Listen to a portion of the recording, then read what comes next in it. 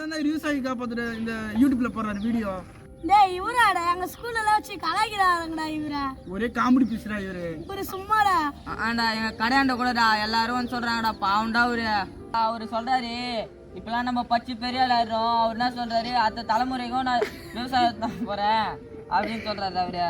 நான் நல்லா பச்சுனா IT company work பண்ணேன். எங்க அப்பா மாதிரி நான் விவசாய வேலை பண்ண போறேன் நானு. தம்பி நீங்க பேசுறதுல நான் கேட்டுன்னு தான் இருந்தேன். ஏண்டா நீங்களாம் நல்லா சாப்பிடணும், நீங்களாம் நல்லா இருக்கணும், அடுத்த தலைமுறைக்கு இந்த விவசாயத்தை எது போனால் தான் தம்பி நம்ம விவசாயத்தை பற்றி வீடியோ போட்டுறோம், விவசாயத்தை பற்றி பேசி நடக்கிறோம். நீங்கள் அதை விட்டுட்டு விவசாயத்தை பற்றி நான் போடுறதால வேறு எவனோ ஒருத்தன் கலாய்க்கத்தெல்லாம் நீங்கள் என்னை பற்றி பேசிக்கிறீங்களா தம்பி? எவன் என்ன கலாச்சாரம் பரவாயில்ல தம்பி, நீங்களாம் விவசாயி தானடா, விவசாயி தானடா. ஏன்னா அப்பா அம்மா கஷ்டப்படியா நான் படிக்க வைக்கிறாங்க தம்பி. படிப்புன்றது நம்மளுடைய அறிவை வளர்க்கறதுக்கு மட்டும்தான். ஆனால் நம்ம உயிரோட வாழ்வதுக்கு சோறு தான் முக்கியம். அப்போ அந்த சோறை எங்கேருந்து எடுக்கிறதுன்னு சொல்லிட்டு சிந்திச்சு பாருங்க. அப்போ உங்களுக்கு புரியும்.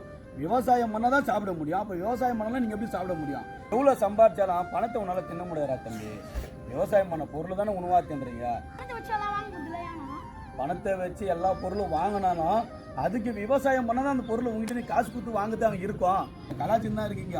ஆனால் நீங்கள் கலாய்க்கத்தெல்லாம் நான் வீடியோ போடாமல் இருக்க போகிறதில்ல, அடுத்த தலைமுறை விவசாயத்தை கொடுக்காமல் இருக்க போகிறதில்ல.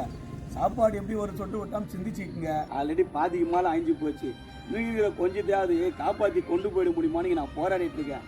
உங்களுக்கெல்லாம் என்னை பார்த்து அசிங்கமாக தெரியும். ஒரு நாளைக்கு நீங்கள் உணர்வீங்கடா.